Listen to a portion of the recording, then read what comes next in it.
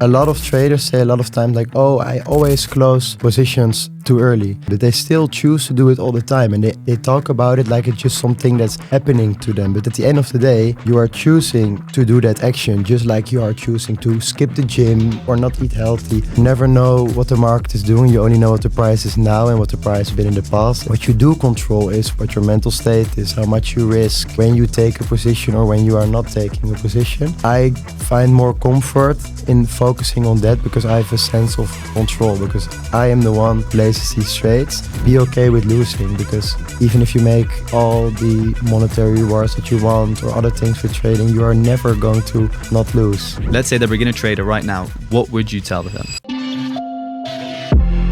Hello traders, and welcome back to another podcast here with The Trading Pit. Today we're going to be interviewing Tijn, who has achieved over $5,000 in payouts with The Trading Pit in the last 6 months. We're going to be talking about his journey from getting from a not profitable trader into a consistent profitable trader, now doing consistent payouts with The Trading Pit. So Tijn, thank you first of all for joining this podcast. Love to hear a little bit more about your story and how you achieved all of those payouts, but more specifically also how you got there. So let's start at the beginning. Where did trading start for you? For me, trading started at like the end of 2021, when I got the first book from one of my friends, and I always have been really interested into the financial markets. I got a book called Supply and Demand Trading, and I got a book How to Day Trade as a Beginner. The second book didn't really have a lot of knowledge because it was about stock trading. And then I shifted to forex because my friend was doing it, and I never stopped pursuing it ever since. So. Fantastic. So he got you into trading through your friend. So where did it actually then start? Because your friend, did he recommend you a course? Did he recommend you signals? Did he recommend you YouTube videos? Where did it actually start? My friend was already 2 years into it. So he already told me like, hey, you shouldn't do signals. You shouldn't do this. The only way to do this is by learning it yourself. So I already started by learning it myself. I got some group in the Netherlands that helped me, like a small mentorship. And then I started to learn it myself and thinking it was really easy, but I found out later it wasn't the case. So that was it. Yeah, for a lot of people, I think that's how it starts out, right? Where somehow when you just start trading, the very first moment that you get into trading, or those first few weeks, you tend to just make some consistent profits. Or for example, you deposit $500 onto a MetaTrader account, and then somehow you're able to double it. But then when you then think that euphoric feeling like, okay, now I've really found out how it works, everything just starts to go downhill.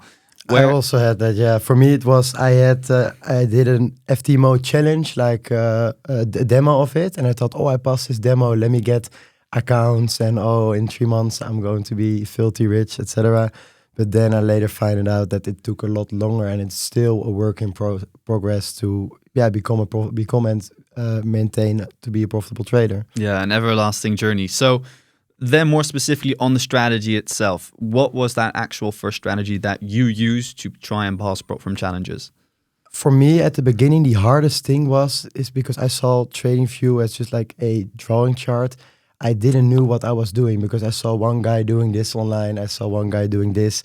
One time I was on the 1 minute chart, then on the weekly. There was no structure I was following. And then I started to work with market structure, but I didn't know like how they compare to each other, the different time frames, etc. And I was doing everything and nothing. I didn't know what I was doing at the beginning, doing London setups or doing higher time frame, everything mixed. So there was no real structure in the beginning in my trading. So what would you have changed if you could have gone back with the information that you have now? Would you say structure is the most important? Is it more important who you actually learn from, or can you learn from anybody, but as long as you use the same concept over and over again, you'll actually become profitable? Like, what would you advise people now? It's nice to get some external help, because the tip my friend told me to not do signals when I started, that already saved me a lot of time. So you can save a lot of time if you get help from good individuals to also not help you with a direct strategy, but to help you to just understand technicals, fundamentals, psychology.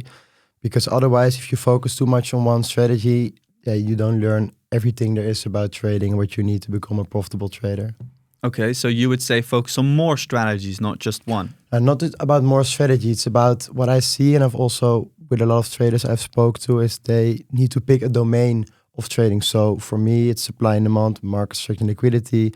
I look also at news, fundamentals, but not hop from domain to domain to go from ICT to trend lines, break and retest, supply and demand. Just stick within that technical domain you want to learn more about, and then you can also change your strategy a bit if your experience grows. Yeah, I think that's a very good point, because indeed within the overall domain, then you're going to start developing yourself and understanding who you actually want to be as a trader. Like, you have to indeed choose, maybe, okay, so I'm going to trade supply and demand, support resistance, ICT, because at the end of the day, you can become profitable with whatever concept that you use. But it's all about, at the end of it, then within that niche, finding what really works for you, because you can give the same people, or you can give, let's say, a group of 100 people the same strategy, but at the end of the day, those 100 people are all going to be taking different setups, right?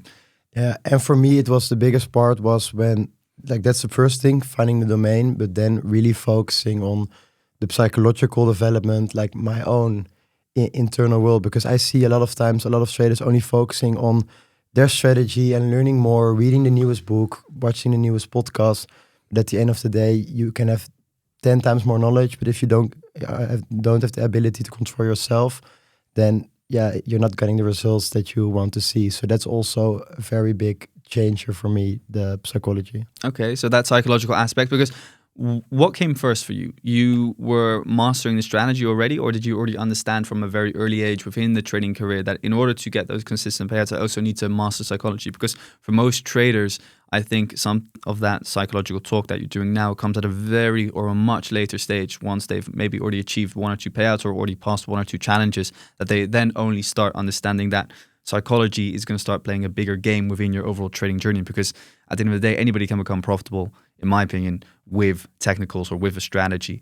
Like, at what point in time did that psychological aspect really become important for you? Was it already before getting that first payout, or was it after, let's say, doing 1 or 2 payouts that you start to think, hey, if I really want to start scaling, I need to lock in on psychology. I need to hold on to the trades, not close early. It was before I ever got a success into trading. I started to work on my psychology, and I find it out by making a lot of mistakes. First, my mistake was that I started too early with prop firms and too early with investing too much money into it. So my skill was not developed as it should be. And then it also doesn't matter if you trade a 10K prop firm challenge, a live account. You don't get results from it no matter how much you put into this. That was the side I was on. Other people are maybe more on the fearful side. They wait too late. But after those mistakes that I made, I then noticed I really need to focus on my psychology, on my internal state.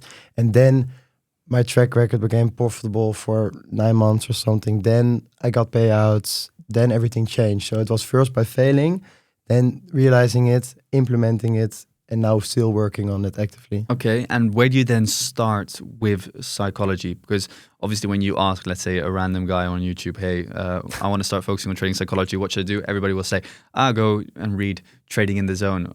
But what would you recommend?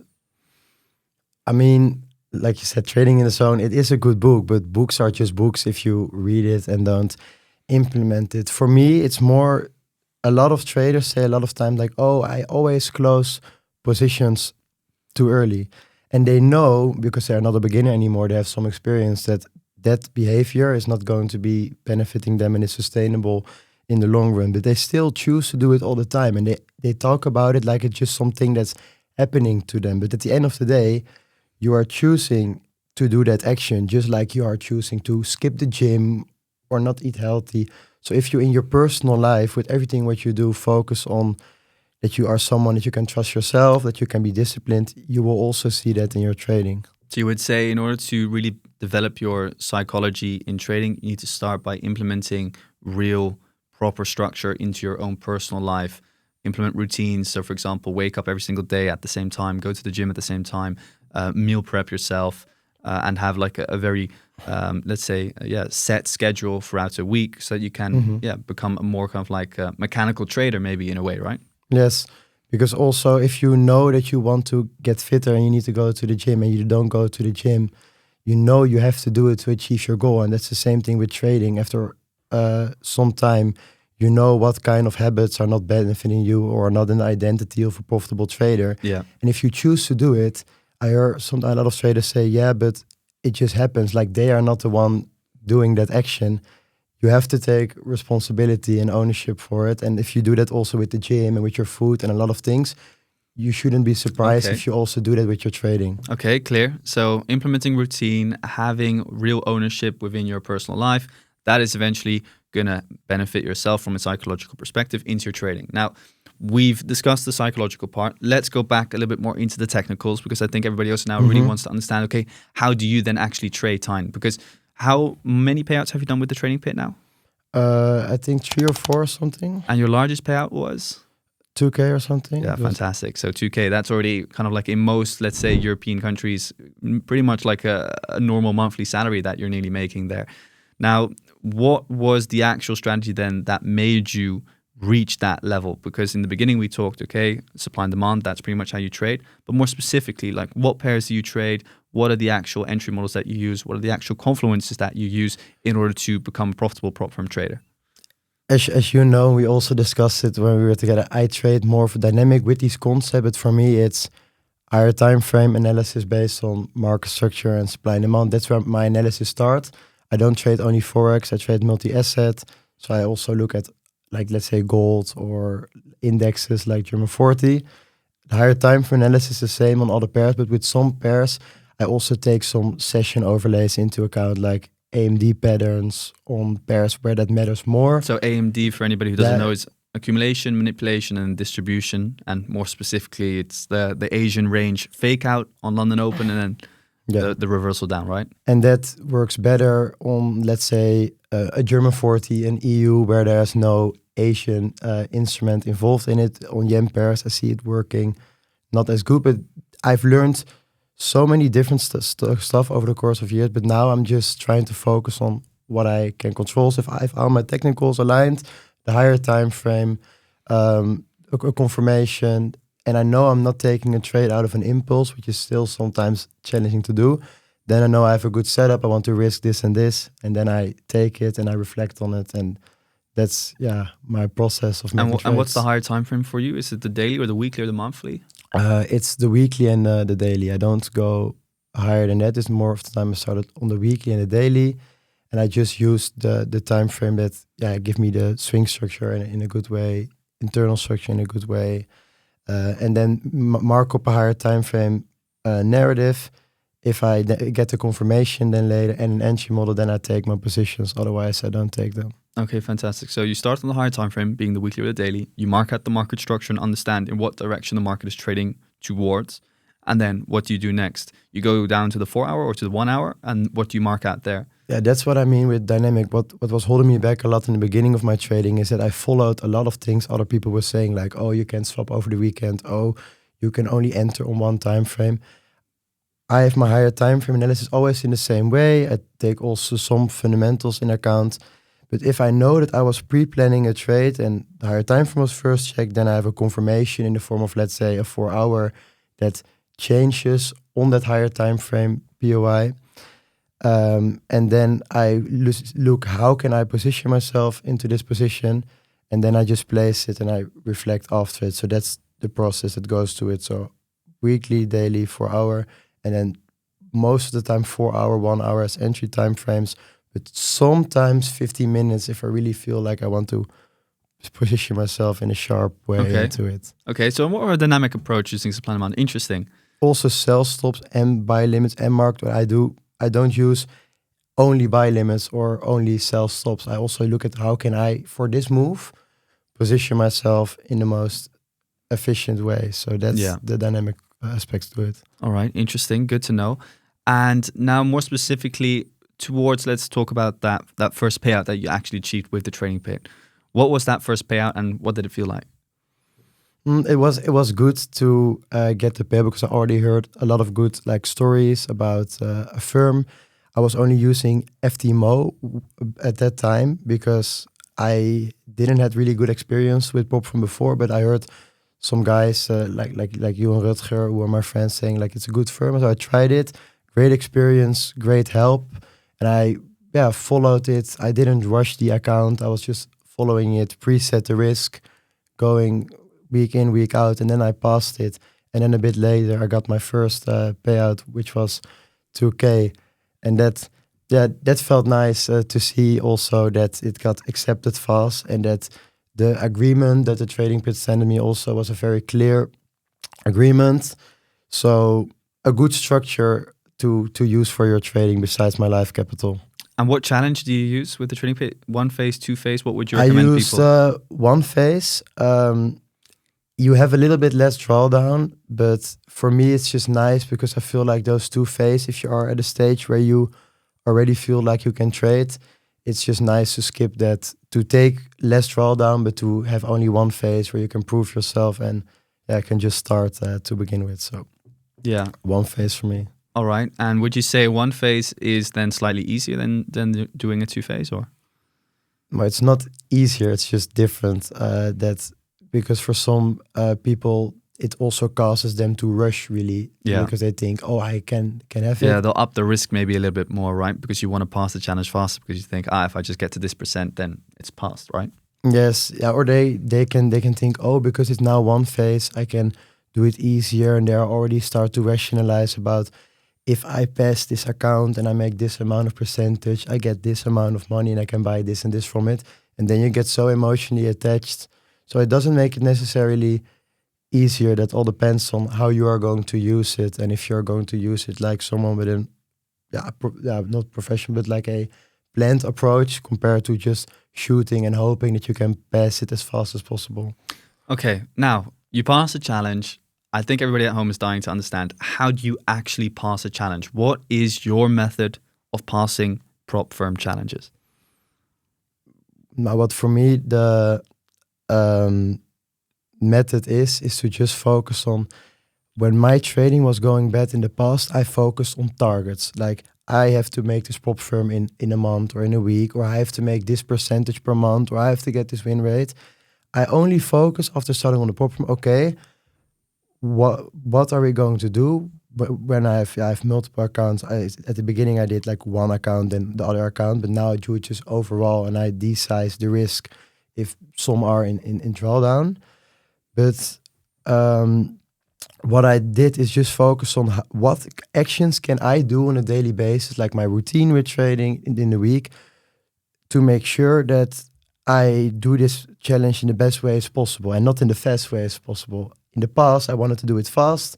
I wanted to, let's say, put a date on it, like 2 weeks. I want to make, and then that causes so much emotions and so much turmoil that that doesn't help me. So you don't know what the market conditions are going to be like, right? Because it could be that, for example, you mainly trade. What's the main pair that you trade? Euro USD. Yeah, well, let's say Euro USD, as it has, for example, this year throughout August, it's been moving sideways within a range. Now, if you force yourself that you want to then pass that challenge within the month of August, let's say within the next 30 days, and your USD is ranging for 30 days, then obviously you're going to kind of like cut yourself in the finger. So I think it's a very good tip not to make it, or not to connect the passing of a challenge to time, but to actually indeed connect it to, let's say, what the market provides you with and the opportunities that there are. Now, how do you then go from doing one single payout? Because I think a lot of people are able to maybe achieve one single payout, but how do you actually go then from doing one payout to doing, let's say, 4 payouts monthly in a row? That's for me the only thing. Like, I look at the data of my live account, and I would, because there are all my trades, I see like how am I performing, which instruments. That's like a management dashboard, so to say. Also with it, I just focus on just managing the downside and having the upside in a right way. Not saying I want to make 3% a month this month. Just focusing daily on what I control, and that's also with the market. Like, markets can always do a random thing. If I just focus on what I can control, I will see, 1 month it's going good. In March I got 22% on my live account. But what is it then that you control? Is it then specifically referring myself, to the routine yourself? Myself.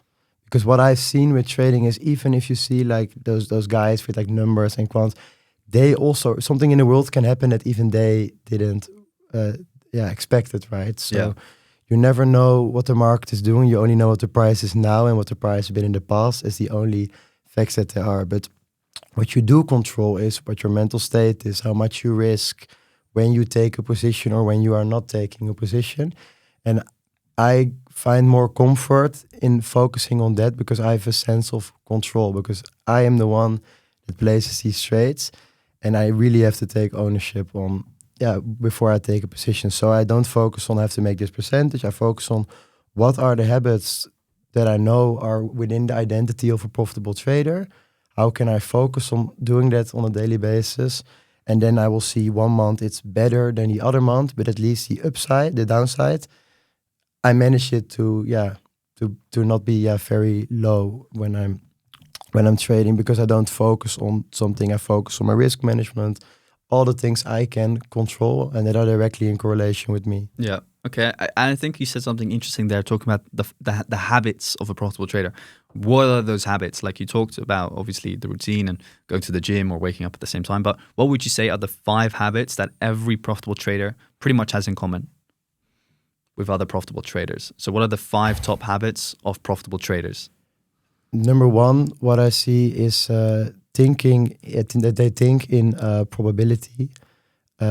And that's also because I see a lot of people also we spoke to that they have a good job or they have success in other aspects of life, and they think with trading that they really want to understand why they lost trade, so to say. They really want to know and find out. Like they're like, how can I be good in sport or in my business or my professional career and get losses and don't understand where they are coming from? They really want to understand why. And if you think based on probabilities, you are thinking about your method, your framework that you are enrolling in the markets. Others also call it an edge.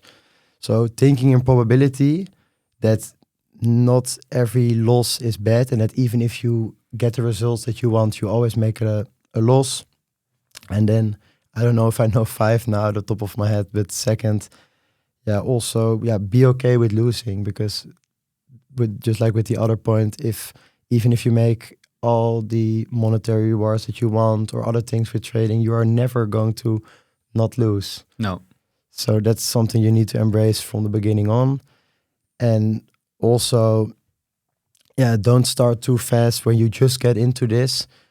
Don't deposit a lot of money on a live account or instantly go into profit. At least learn yourself something, because if you lose a lot in this industry at the beginning, you're going to feel bad. You're going to take all this emotion for the next upcoming years with you that you really need to prove yourself and you need to get the results fast. But then then it's harder for you to make those results happen. So very well said. I always say it to everyone, like in the beginning, always take it slow. Don't straight away go into indeed buying prop from challenges. What you should just be doing is, for example, topping up an account, $500, take 0.05 lots. For example, you don't need to necessarily trade with a stop loss, but you need to gain a feeling and gain an understanding for how the market moves, how it feels to be in an impulsive market, how it feels to be in a pullback, for example. Because when, for example, you in the beginning phases take a position, you just want to see it go straight into profit and straight towards your TP. But 99.9% of the time, that's not going to happen. The market will move up, or actually even the market will just go into drawdown straight away. And then you'll just see it trickling in drawdown, and then it'll go up, and then back to entry, then back up, and then maybe back to entry, and then eventually towards your TP, right? That's also what you said. Like you also know, like the only thing you also is in your control is where you enter, where you place your stop, and where's your TP. And if there are thousands of different variations, like you sometimes have that NC goes to TP, NC to stop loss, different variations in between, and that's why I focus only before a trade where I place it. What happens in between, it's already hard enough to get the combination good of how to put your stop loss in TP, let alone that you always catch the trades that instantly go to your TP just to make you feel better as a trader. That's not what the markets are about. Yeah, no, very well said. Now, I want you to give 2 very concrete tips for anybody watching this video that wants to become a profitable trader with the trading pit and wants to achieve consistent payouts. Let's say they're a beginner trader right now. What would you tell them? I would tell, like I also said earlier, do not put yourself in a position where you lose a lot of money into the beginning. So see yourself like a student. You are getting into a profession. Skip the social media stuff where people pretend that you after 2 months already can make a doctor's salary or something. Really focus and think process based instead of result based. So really focus on What kind of input are you putting in? Like, are you learning on a day-to-day basis? Are you developing habits? Open a small live account, like Fabio said. And then when you see in that small live account, so to say, that you are getting an understanding of managing risk, technicals, and or fundamentals, all these other things, and you see that your output is becoming positive, then you can start with a prop firm like the trading pit and use that as leverage to do more and have more trading capital. But before you have achieved that, it doesn't make much sense to start with something like a challenge. And if you lose a lot of money through challenges, I've seen so many people being stuck on those emotions that they felt hurt from the past, that you can just skip that first on the skill and the process, and then the results will follow as a result of that. So that's the biggest tip. Fantastic. Well said. And now again, for those beginner traders, why would they or why should they start trading with the trading pit? Because my first experience with the trading pit was great. Service, everything was clear from the dashboard on the side. Also, the emails were fast, the logins for my account, and also I got great service from their account manager, Jan, which you also know is always there to help. And they have also very clear agreements that if you just follow their rules and trade within them, you always get your payout. And the rules are also very clear and well structured. So that's something I enjoy, and I like working with the trading pit a lot. Fantastic. Well said. Well, I think Tijn says it very well. Guys, thank you so much for watching again another podcast here on the Trading Pit's YouTube channel. Now, if you want to join these kind of podcasts in the future, make sure to let us know. You can always reach out to us through our Discord community. Furthermore, don't forget to leave a like and subscribe. And if you have any future questions for future guests, make sure to let us know in the comment section down below. Thanks for watching, and see you in the next one. Thanks, guys.